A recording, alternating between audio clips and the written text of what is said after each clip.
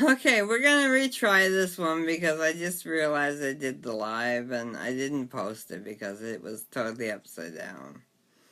So, I'm starting again. I'm teaching today how to open the classic Stampin' Pad. And here you see I have Fresh Pig. It's, just barely new.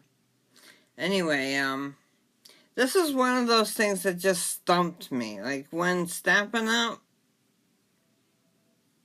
when I got my first Stampin' Up pad, it was like, I just couldn't believe how long it took me to figure out how to open the ink pad. I mean, I think it took me over a day, and I was thinking of complaining and saying it was broken because I had no idea.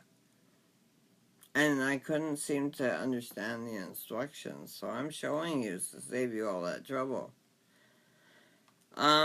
Basically, you can see this side has a sticker on, and the stickers are located on the bottom of the ink pad.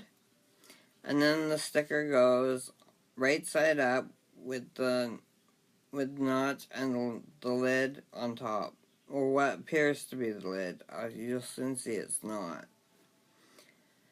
And basically, you look at it, you can see these two notches are full. These two notches have holes. You take the side with the label, which is the side with holes, and you give it a kind of a shove with your thumb without pushing the bottom, just the top. And that kind of leads it to as far as it will go by itself if you don't tilt it. That means you're in the hinge. You're actually in the hinge at that point. So you kind of hinge it up. You might have to adjust it a little bit, shaking it a little bit, but not too much. And then it opens like this, and then you slide it in, and you lock it in place, and now you see the lock is on the side with the ridge. So that's what those holes are for, and you can see the side that didn't used to have holes now has holes. So, basically, what I did with my extra colors was I cut the word out for the color, and I stuck them in so that when I have multiple stamps going, stamp pads, everything, the mess is on the table, I can see what color I'm sticking my stamp in. Not that it always helps me. Sometimes I don't pay attention to what I'm doing, regardless of how much I try to indicate to myself what I'm doing. Anyway, then you just kind of, to unlock it, you once again pull this, get this back in the track, fold it over. I'm not quite getting in the center. Fold it over, catch it on the end, and lock it again. That closes it.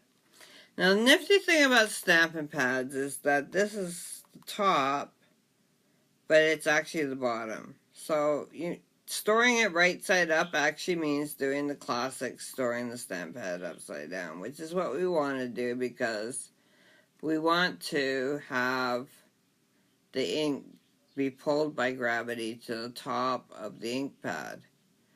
So, Stampin' Up! Has designed this so it naturally hangs upside down, which automatically means that this bottom part is the lid. So if you want to get ink on your lid, you have to press it here. Not, this part's too hard.